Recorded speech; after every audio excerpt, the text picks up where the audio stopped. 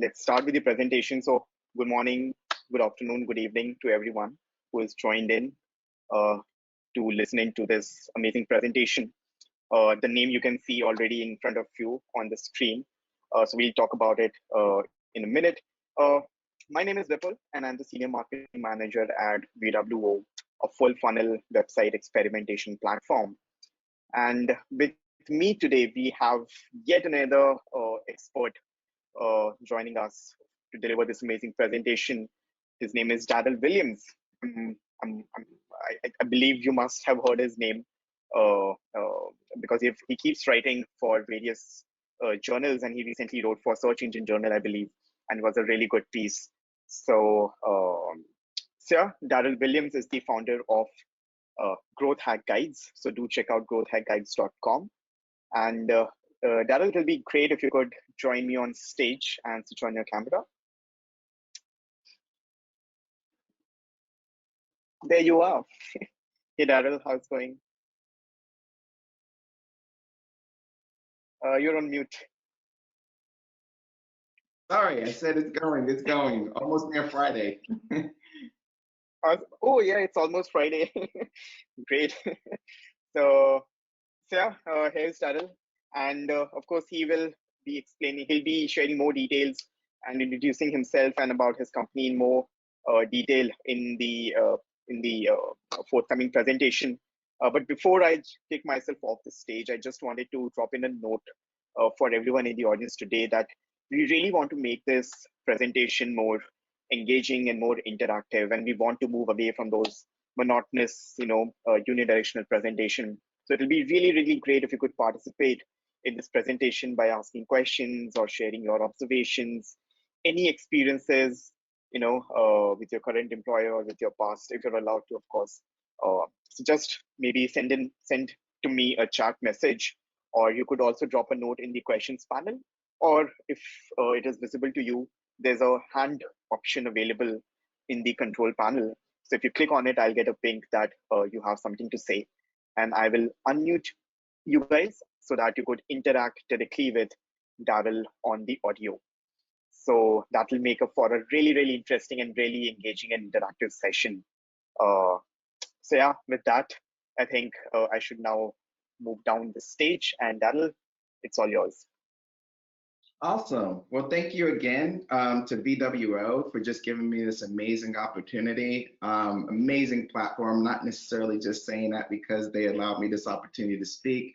If you ever utilize the platform, you know how amazing it is. The whole team over there is great. So thank you first and foremost to VWO, and thank you to everybody that has joined today. So we're all gathered here today to learn about Hicks Law. So Hicks Law is a UX design principle, but also a psychological principle as well that I'm going to really dive into and really talk very in depth about, and how you can actually utilize this to be able to increase your conversion rates and just all together have a better user experience for whatever vertical that you happen to be in. So first of all, who am I? I am the founder of growthhackguides.com. The abbreviated is just GHG. With Growth Hack Guides, we aim to teach people from all varieties of, from all different walks of life, how to basically start an online-based business and how to scale it like a Silicon Valley startup. I have a lot of different startup experience coming from the Bay Area and most previously the advertising world. So I'm using all the different skills that I've kind of learned throughout the years with nearly a decade of experience to be able to give that information on to people when they want to start an online-based business to help them generate passive income primarily. And I speak to all these differentiated skills that you see listed below. So I have a few clients that I've worked with over the past. This is just a few of them, but all great companies. And hopefully, if you're watching this, perhaps I can help you and help you with VWO if you have any questions as well, and introduce you to some people over at the team over there. So at the end of this webinar, what I want you to walk away with is what Hicks Law is, first and foremost, and how you can use it to increase your conversion rates. Also, what cognitive load is and how to avoid it, like the plague, because I'll just jump into that.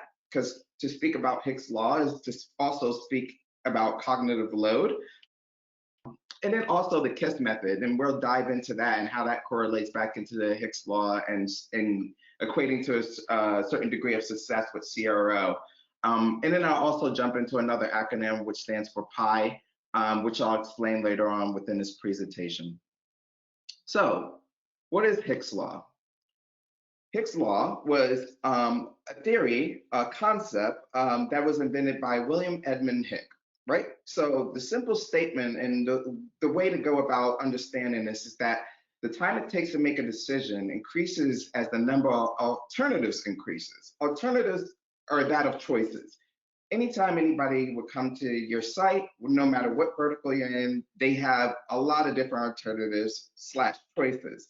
And it's very, very crucial to be able to prioritize certain things that are of the highest importance and eliminate those certain distractions, because as the law states, the more certain alternatives and choices that you have, the less you're going to actually have the immediate action, hence conversion, take place on your website. So this is the actual formula that was created by William Edmund Hick. So essentially what this formula breaks down is that the response time is going to be equivalent to the time involved in the decision-making process and the cognitive processing time per option that's offered, and then the number of alternatives that are offered. And then that log is, for all my math nerds, it's logarithmic. It's a specific mathematical equation for value. But essentially, you can find all these different metrics to plug in to be able to calculate your response time by simple analytics metrics that you can get that directive from. Timeline involved in decision making, you can leverage analytics from the next page path, how long it takes from people to actually go and navigate to a certain area of your website. The cognitive processing time, you can actually use certain things like events to be able to calculate how many times people actually clicked on a button to lead into the page. And number of alternatives is just as simple as how many different options that you're actually offering, whether it be a lead form or different aspects throughout your website. So what exactly is cognitive load? As you can see, it was in that equation that I just showed you, and I prefaced my initial statements by saying that it's a very crucial element to adhere to Hick's law. But what exactly is that? So cognitive load, as a simple statement, cognitive load is being overwhelmed with specific options, and the cognitive load creates what they call cognitive barriers. And there's three differentiated aspects that I'll dive in more into after this initial slide. But as you can see with this example, it's the number of steps expected to take. That's a cognitive barrier, right? All three of these different users that are shown here, they want to perform a specific action, just like when they navigate into your site, they want to perform a certain action, but you have certain cognitive barriers. The number of steps it takes to achieve it, the perceived length of each step, perceived difficulty of each step, all cognitive barriers that can cause a bottleneck when you're trying to get users to convert. And then that leads into that cognitive load, right? Number of choices I have, the amount of thought required to make that certain decision, and confusion of different distractions. There's a ton of ads that can be on site. There's certain distracting elements that all equate into being that of a cognitive load on a user. So I said I was going to go into more detail about the cognitive load, and I just talked about the three different users there, but it's actually a classification that they have towards cognitive load that's all differentiated. So you have intrinsic cognitive load, the complexity of new information, germane cognitive load, deep processing of new information. These are users that are going to look at all the different options. They're going to try to process things as soon as possible. Versus the intrinsic cognitive load, it's just going to be more complexity. They don't necessarily know where to start. And then you have extraneous cognitive load, where people are getting distracted by the specific elements that I mentioned as well. So what does the typical user experience look like when cognitive load occurs? So as you can see from this chart, as time goes up, just like the Hick's law state, as the time goes up and the choices increase, you have that sliding scale of where you see the user experience go from happy, from the time less time involved and minimum choices that are given, into somewhat happy, into being annoyed, to being angered, to being absolutely livid. So this graph actually speaks perfectly to what I'm trying to communicate here, and I've definitely seen it working with a variety of clients, quantified through analytics and certain actions that we tried to rectify. And this is definitely a crucial element as it pertains to making sure that you adhere into that lower scale to where you make that user happy. You're just offering the right amount of choices to get them towards that conversion-based goal. So how do you avoid cognitive load? So it's three simple concepts: reduce, simplify, and maximize.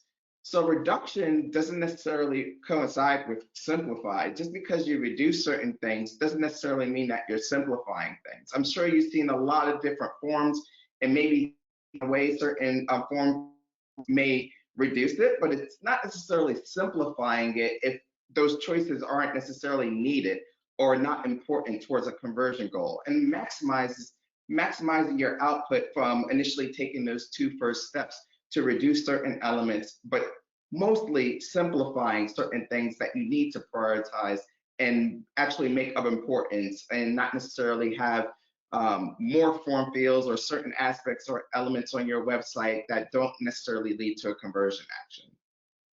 So with that said, what most companies do, this is an example here, and just as it was prefaced leading into this presentation, in this conversation, would love the interactivity questions asked about this. But this is a form from ASOS, a very huge retailer online that sells male clothing and female clothing, very big retailer. And this is one singular form that I split out just to put on the presentation so it can be clear. So with that said, I'm going to just ask a brief question. Can you spot what's wrong with this form? As it relates into this topic of Hicks Law, obviously you see a lot of options on this form. This form is just to join and sign up for an account. There may be some type of incentive on the website to get people towards this page. But essentially, when you're actually on this page, you see three different things that are asked, right? You have Google, you have Apple, and you have Facebook, and they're all different third-party platforms to sign up, right? And then you have an option to sign up through email, where they ask for an email, your first name, your last name, a password, your date of birth, what you're mostly interested in buying to try to segment the audience towards female versus male, your contact preferences for discounts, new stuff, exclusive, ASO partners, and then you're given that initial CTA to actually go on to create that conversion action for this specific company. So I asked the initial question of what can you spot what's wrong with this form, but I'm going to just go out and tell you. So essentially what starts out as two different options, if you will, from having the option to sign up through a third-party platform versus giving your email and going through all the steps, you really have more than two options. You really have 5 to 6 options, given all the different things that we're discussing, all the different choices that people actually have to choose from. 3 third parties, that's 3 different actions, versus email, versus going into the contact preferences and checking off boxes. There's a lot of options. There's a lot of different things that could possibly cause cognitive load in this situation. So what most companies should do, the KISS method. So as a little boy, as I was growing up, my dad always told me about this method of keeping it simple, stupid. Not to say that anyone's stupid by any means, but keeping it simple is definitely an art form. It definitely needs to be shown to users in this visualization that I have, accomplishing the same thing with less choices. So I have Google and Facebook. I don't necessarily have Apple or the long form. And then it's just that immediate CTA, just a click. But the initial question here is like, how do you get to this type of variation, this type of user experience? What if other people prefer Apple versus another third-party platform? But the context here is that I would leverage data to be able to do it, right? So I would see whether or not people would click on Google or Facebook or Apple And it's a certain learning process to be able to come to this state to create a variation like this. So how do you get there to be able to leverage that data? What does that leveraging data actually look like? So you have funnel analysis that actually VWO offers. They have a great service called Insights that you can utilize, where you can use all of these different things that I'm talking about here on the screen. You have funnel analysis. Are people actually going on to that next path? Are they actually struggling where you see that bottleneck?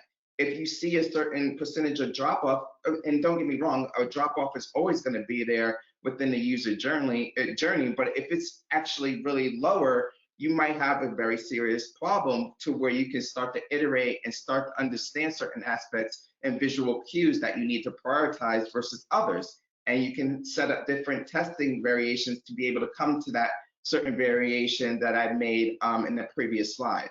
You have session recordings where you can actually jump into the user's activity as they are scrolling through certain aspects and elements through your website.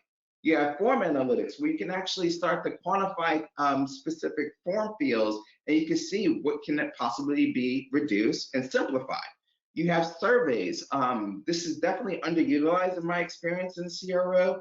A lot of times there's assumption that's made instead of just directly asking users, what is the distracting element? What will actually get you to convert as a user? Unfortunately, as I stated, BWO offers all these different tools so you can start to understand and you can start to get towards that true north and start to convert users at a higher rate.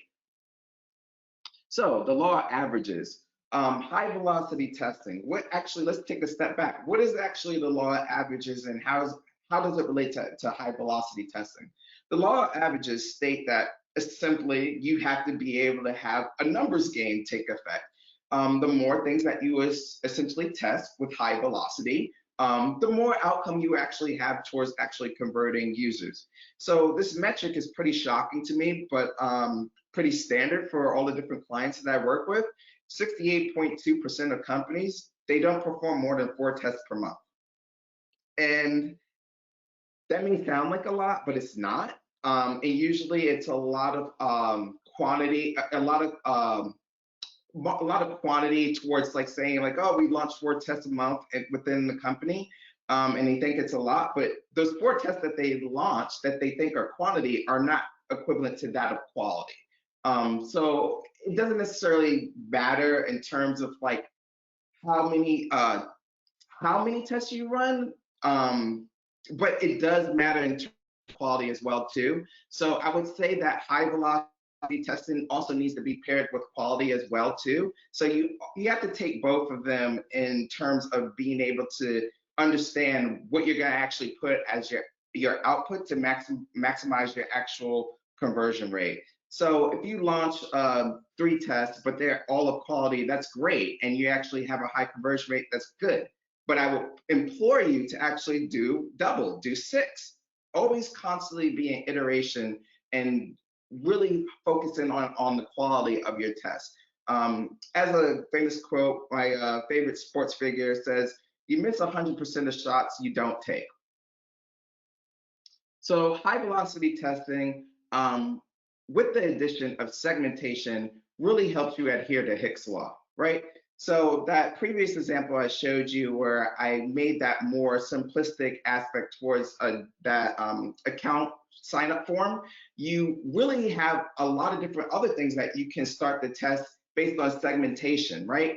Taking the fact that you can look at the user sessions, you can look at the funnel analysis, and all the different things that you can leverage from VWO Insights, you can start to create differentiating aspects towards different segments. Segments of your audience meaning that of if someone sees the Google and Facebook with that small, with the CTA to sign up with the variation I created, they may just prefer Google and Facebook, and you just have one variation that speaks directly to that audience versus showing all the different form fields to an audience that's more than likely going to be overloaded by certain options that they don't know necessarily where to start. So as it relates into high velocity testing, you should also pair it with segmentation towards your users that are taking specific actions and don't necessarily try to speak to a crowd, or have a one-to-one conversation. And what can that look like? Multi-step form versus an email-only account creation. Collapsible form fields, again, eliminating distraction versus the static form fields. Two third-party platforms to sign up versus three with no email option, or two third-party platforms to sign up versus email account creation only. There's all differentiated segments that you can apply towards testing, but the frequency of how much you test is actually going to make the difference in the quality of it as well too. Darrell, before you move on to the next slide, I see there are actually two questions from the same person. So if you allow me to take that question now. So the question is from Chika. Sorry if I didn't pronounce your name correctly, Chika, but I've unmuted you, so you could add more context to your question. You just have to unmute yourself from your side, and then you can ask it directly. Okay, awesome. Can you hear me? Am I audible? Yes, Chika. Yes. Okay, yes, so go ahead. my question was, I've worked with a lot of small and medium-sized businesses, and so how can you get that kind of test velocity of 4+ tests in a month when their traffic isn't to that level, right? Like so many of them just don't. So when I'm seeing 68%, I'm thinking that's actually, I don't think 68% of businesses have enough traffic to run, that much, even if they wanted to. And then adjacent to that would be, let's say you're a step ahead where you have the traffic to be able to do it, but your revenue might not be enough to take that many losses, right? So unless you're getting a lot of parity, if you're taking a lot of losses, that's hitting the bottom line with CRO. So yeah, I was just wondering how having a high test velocity would be able to work in those kind of real world scenarios. Yeah, absolutely. So a lot of times when I've worked with clients, to be able to get that certain amount of traffic, it's primarily been on paid side to where you can control the levers to be able to have a certain amount of volume to actually quantify certain things towards hitting certain statistical significance with your test. And also to your point, as far as being able to achieve that bottom line, it's really about investing more so in your SEO as well, because that's the only way that you're actually going to get traffic over time. And yes, it's time consuming, but usually, to answer your question, it's been on the paid side of things to be able to account for that.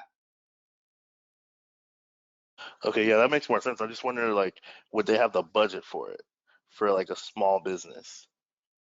Right. So usually the businesses that I work with, they have the budget to be able to invest in doing the high velocity testing, because I go and show different case studies, showing them how it can actually move the needle for them and have different data to back it up, so they are willing to invest in doing it.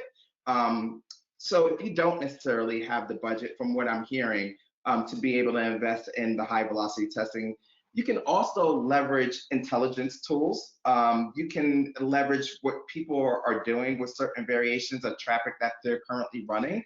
And you can start to kind of leverage certain cues of what they're running versus what you can run yourself, but it would just take longer to actually get those more quantifiable metrics. So when I say intelligence tools, there are tools that can show you this person is running paid traffic to this landing page, and maybe that specific business that's running that traffic to that landing page, and maybe they have PPC traffic or organic traffic, it coincides with your business model, and you can take certain cues and you can set up different variations on your own without actually investing in the certain budget towards, like, initially doing it with the paid media efforts, but you're leveraging their data with all their different test iterations that they're doing actively, and you're just applying it, but you just have to wait over time to where you either build up the budget to invest in paid or build up your organic traffic. So I would really implore you to kind of leverage the different iteration process that people are doing,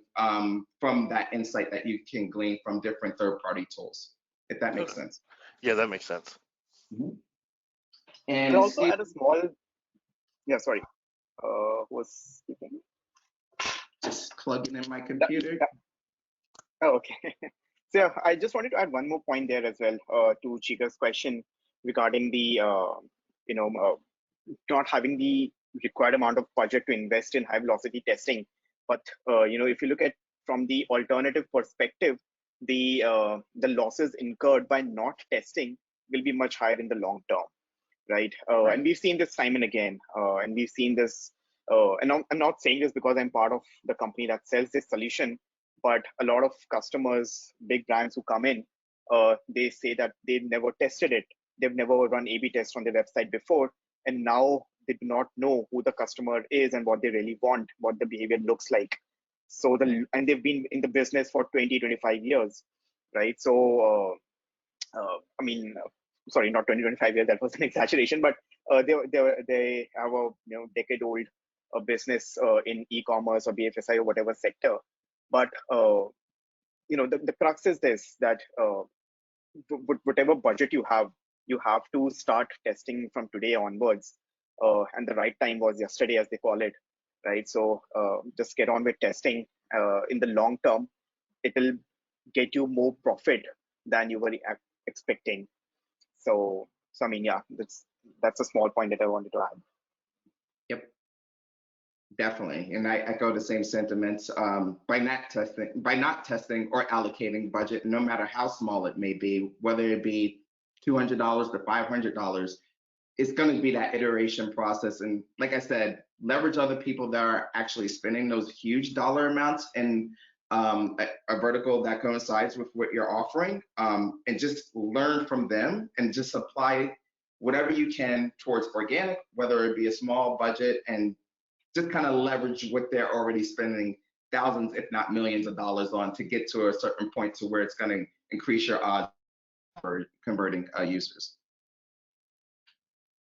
Great. Any other questions before I move on? Nope. Okay.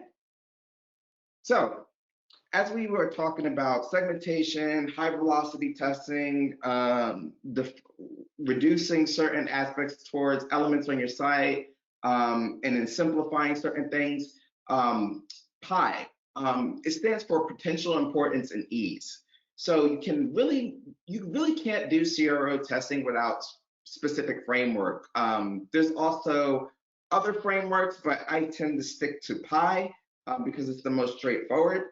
So when you have all these different things that as you're looking into the data and you're forming certain hypotheses, with the potential, there's going to be technical constraints to actually implement what you're wanting to do with like the variation that you have to create.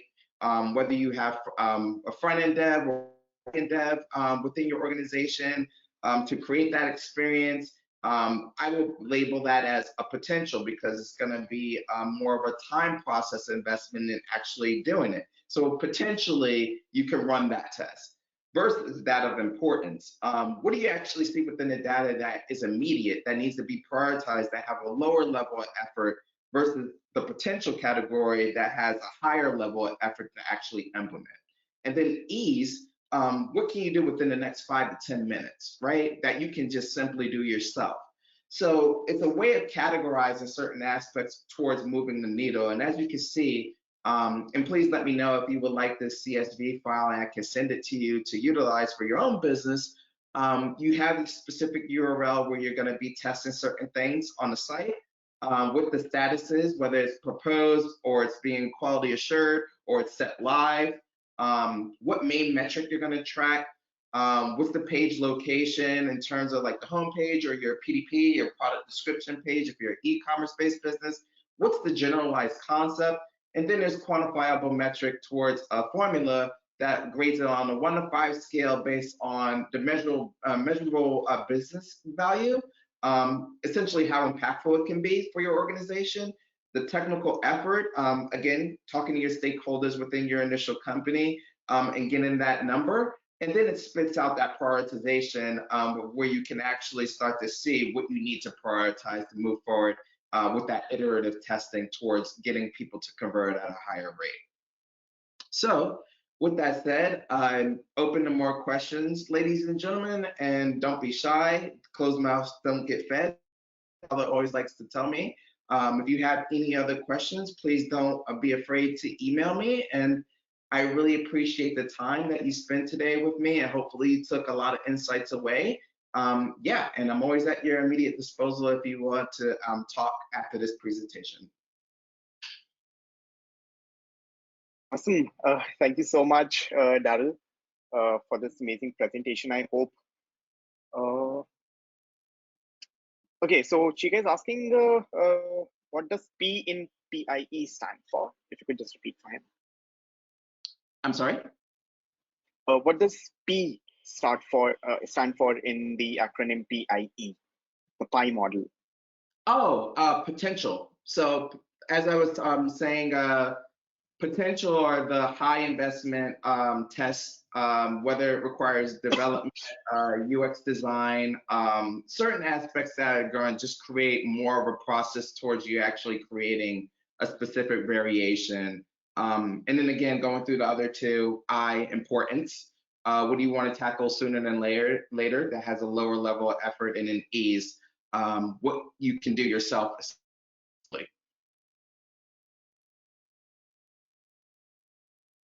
Cool. So by the way, Darrell has also written a blog article on the same topic, and we are honored to publish that blog on VWO's website. I'll just quickly share the link to the article in the chat window. There you go. So I've sent the link to that particular blog piece for all of you to give it a read. It's really good. It's really well written. So I'll just give you a few more seconds to click on it and bookmark it, or just save it in your pocket for reading it later. It's really amazing piece. Meanwhile, if you have any questions, any observation with with regards to adding choices on your website, if you might have burnt your hands adding too many choices, or if you might have burnt your hands by not adding sufficient number of choices, feel free to share those experiences with all the other attendees as well. We'll be happy to learn from your wins or your failures. Optimization is all about learning. Yes, absolutely. Fail fast and fail often. So I didn't. You're saying something, Darrell? Oh, I was just saying, fail fast and fail often. That's the motto. Absolutely. And Absolutely. Fail fast and fail often. That's how you become more customer-centric business, something that every business craves to be one. And of course, if you have any question, or if you remember something after we end this webinar, feel free to connect with Darrell on LinkedIn or Twitter, wherever Darrell is available. Just grab hold of him and connect with him and ask your questions. And I'm sure that he'll be happy to guide you on the path to success. Yeah, so with that, Darrell, thanks once again for sharing this amazing piece of knowledge with our audience today. And thanks to all our lovely audience as well for sticking throughout this presentation. We'll meet in the next webinar, which is happening on 19th of July. And the topic of that webinar is really interesting. So you'll receive the announcement for it in the follow-up emails, along with the link to sign up. With that, it's me signing off, and Darrell as well. Have a great day ahead, and have a great weekend as well. Okay, bye-bye. all right, bye-bye.